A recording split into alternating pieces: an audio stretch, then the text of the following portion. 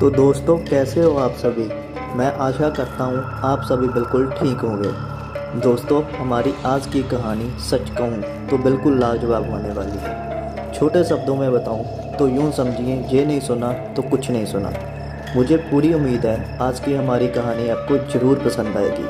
अगर आप पहली बार मेरे चैनल पर आए हैं तो मेरे चैनल को सब्सक्राइब और बेल आइकन को प्रेस कर लीजिए, जो आपको मेरी आगे की वीडियोस का नोटिफिकेशन मिलता रहे।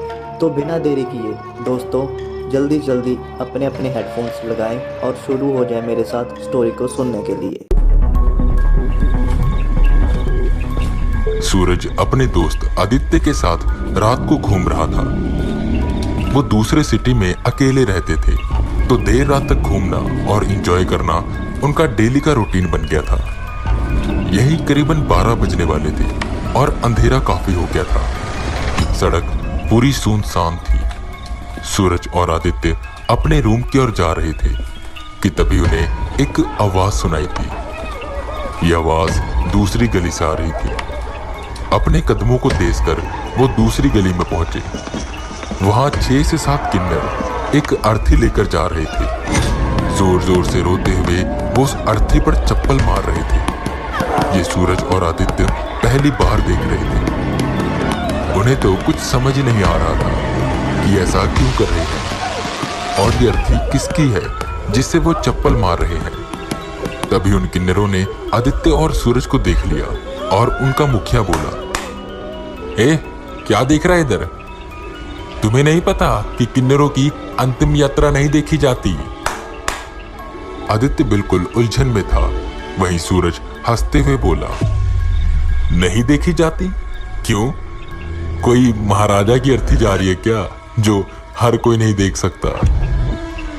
वो उन्हें छेड़ते हुए ताली मारने लगा, जो कि बहुत गलत बात थी। आदित्य उसे समझाता है, पर वो उन किन्नरों पर हंसे जा रहा था कि तभी उन किन्नरों का मुखिया आगे की ओर आया और बोला, हमारा मजाक उड़ाता है तू?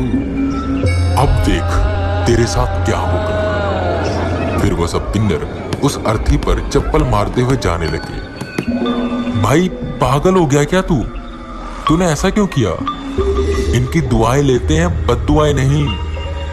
आदित्य ने उसे समझाते हुए कहा, जिस पर सूरज बोला, अबे चुप कर, दुआ बद्दुआ ये सब कुछ नहीं होता, समझा? चल, मुझे नींद आ रही है, वैसे भी आज ज्यादा ओवर हो गया। वो दोनों रूम में पहुंचते हैं और सो जाते हैं। यहीं कुछ 3 बज रहे थे कि सूरज की आंख अचानक से खुली। उसे चूड़ियों के खनकने की और पायल के बजने की आवाजें आ रही थी। उसने उठकर देखा तो वो हैरान हो गया। उसके हाथों में हरे रंग की चूड़ियां थी और उसने साड़ी पहन रखी थी। वो जल्दी से उठकर शीशे में खुद को देखने लगा। अपने माथे पर लगी बिंदी, होठों पे लगी लाली देख वो बिल्कुल बौखला सा गया। वो अपने मुंह पर हाथ मार वो लाली पोंछने लगा, पर वो साफ नहीं हो रही थी। तभी उसे आसपास से तालियों की आवाजें आने लगी। उसका सर फटने लगा। उसे कुछ भी समझ नहीं आ रहा था कि आखिर उसके साथ क्यों हो रहा है। वो जोर जोर से रोने लगा कि तभी एक झटके से उसकी आंख खुली। वो हांफते हुए यहां वहां देख रहा था। उसने अपने हाथों को देखा, उठकर खुद को शीशे में देखा, पर अब वो बिल्कुल पहले जैसे था। ये कैसा सपना था? उसने सोचा और बस लेट गया। अब उसकी सोने की हिम्मत नहीं हो रही थी। वो बस आंखें बंद कर लेटा रहा, पर बार बार उसे उस किन्नर की अंतिम यात्रा याद आ रही थी। उसे अपनी गलती का भी एहसास हो रहा था कि उसे ऐसा नहीं करना चाहिए था। सुबह हुई। आदित्य लेट उठा। उठकर उसने रूम में देखा, सूरज कहीं नहीं था। बाथरूम में देखा तो वो भी खाली था। आदित्य ने सूरज को कॉल किया, पर उसका फोन घर में ही पड़ा था। वो परेशान होने लगा क्योंकि सूरज कभी भी ऐसे बिना बताए कहीं जाता नहीं था। इसी बीच उसकी नजर शीशे पर पड़ी, जिस पर बिंदी चिपकी हुई थी। ये बिंदी यहाँ कैसे आई? आदित्य हैरान होते हुए बोला। खैर उसे क्लासेस के लिए लेट हो रहा था, तो फटाफट तैयार हो वो बाइक पर निकल गया। आज ट्रैफिक काफी ज्यादा था और धूप भी बहुत तेज थी। वो सिग्नल पर रुका हुआ था। हरी बत्ती होने ही वाली थी कि आदित्य के गालों को किसी ने बड़े प्यार से छुआ। आदित्य ने पलट कर देखा तो वो हैरान हो गया। ए चिकने, दे ना। सूरज आदित्य के सामने औरतों के वेशभूषा में खड़ा हुआ था। सूरज भाई, क्या ये सब क्या कर रहा है तू? दिमाग ठीक है तेरा? चल मेरे साथ। बाइक से उतरते हुए आदित्य ने कहा। उतने में हरी बत्ती हो गई। सब हॉर्न मारने लगे। फटाफट आदित्य ने अपनी बाइक साइड करी। सूरज आगे बढ़कर किसी से पैसे मांगने लगा। ए शाहरुख खान, चल जेब ढीली कर। आदित्य भागकर उसके पास गया और उसे समझाने लगा, पर वो ऐसे बर्ताव कर रहा था कि जैसे वो सूरज है ही नहीं। जबरदस्ती उसे अपने पीछे बैठाकर सूरज उसे रूम में लेकर आया। तू मुझे यहाँ क्यों लेकर आया? तू जैसा मुझे समझ रहा है ना, मैं वैसा नहीं हूं, ठीक है? जा रहा हूं मैं। सूरज इतना बोल जाने लगा, जिस पर आदित्य ने मेज पर पड़ा ग्लास उठाया और पानी सूरज के मुंह पर मारा, जिससे वो बेहोश हो गया। थोड़ी देर बाद उसे होश आया और खुद को इस हालत में देख वो हैरान हो गया। आदित्य ने उसे सब बताया, जिस पर सूरज कहता है, मुझे तो कुछ याद भी नहीं, मैं तो बस रात को आंखें बंद करके लेटा हुआ था। ये सब कब हुआ? आदित्य सब कुछ समझ गया था। तूने कल उन किन्नरों का मजाक उड़ाया था ना, और हमने उनकी अंतिम यात्रा देखी थी। लगता है इसी वजह से हुआ होगा, आदित्य ने कहा, जिस पर सूरज अपना सर पकड़कर बैठ जाता है। अब क्या करें? करना क्या है? चल माफी मांग उनसे। वो दोनों उन किन्नरों को ढूंढने लगते हैं। यहाँ वहां से पूछताछ करके वो उनके ठिकाने पर पहुंचे। उन किन्नरों का मुखिया हॉल में सोफे पर बैठा पान खा रहा था। आप मुझे माफ कर दीजिए, कल मैंने बहुत बदतमीजी की और मजाक उड़ाया, मुझे प्लीज माफ कर दीजिए। इतना बोलकर सूरज ने उनके पैर पकड़ लिए, जिस पर सारे किन्नर इकट्ठा हो गए। मजाक उड़ाया? पर क्यों? क्या हम इंसान नहीं है? क्या हमारी कोई भावनाएं नहीं होती? अरे हम अलग हैं तो क्या हुआ, हमें भी जीने का हक है। और कल तूने हमारा मजाक उड़ाया था ना, तो तुझे सबक मिलना तो जरूरी था, मुखिया ने कहा, जिस पर रोते हुए वो उनसे माफी मांगने लगा। उन्होंने तो उसे माफ कर दिया, पर इसी के साथ कहा, चल हमने तो तुझे माफ कर दिया, पर जो तेरे अंदर है ना, वो नहीं करेगा। मतलब? आदित्य ने पूछा। मतलब ये कि जिसकी अंतिम यात्रा कल देखी थी ना और मजाक उड़ाया था, उसको बहुत गुस्सा आया होगा तुझ पर, और अब वो तुझे सबक सिखाएगा और इसी शरीर में रहेगा।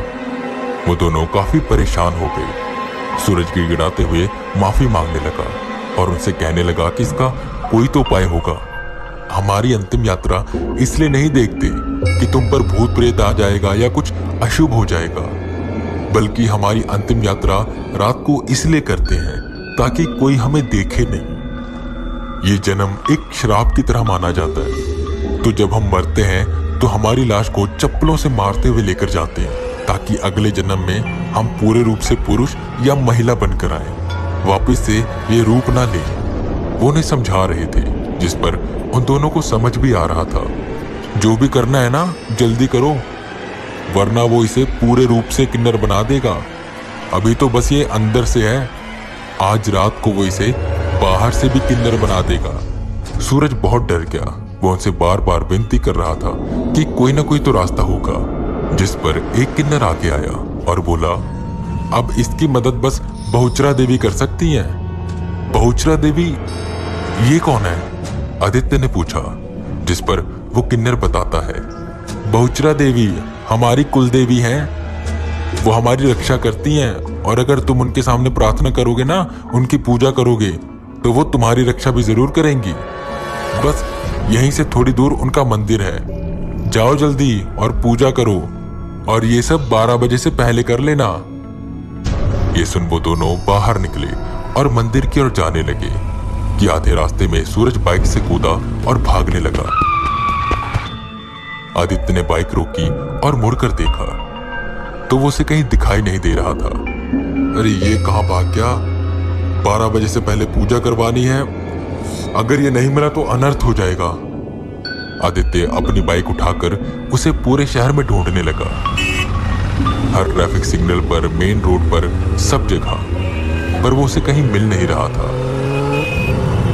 उसने अपने बाकी दोस्तों को भी कॉल किया और ये सब बात बताई। सारे मिलकर सूरज को ढूंढने लगे, पर वो कहीं मिल नहीं रहा था। उन्होंने पूरा शहर छान मारा। ढूंढते ढूंढते रात के 10 बज गए।